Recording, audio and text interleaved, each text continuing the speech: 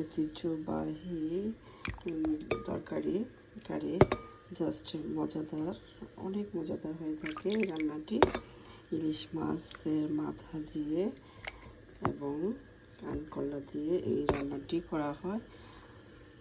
দেখতে পাচ্ছেন ইলিশ মাছের মাথা দিয়ে নারিকেল বাটা দিয়ে আমাদের নোয়াখালী অঞ্চলে একটি লবণ দিয়ে কিছুক্ষণ ভেজে দিচ্ছি।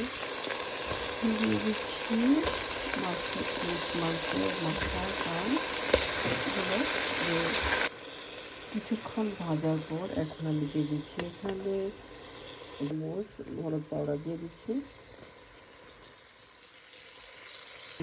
পরিমাণ নারিকেল খোসাগুলো দেখে এই নারিকেলগুলো এই ঝোলগুলো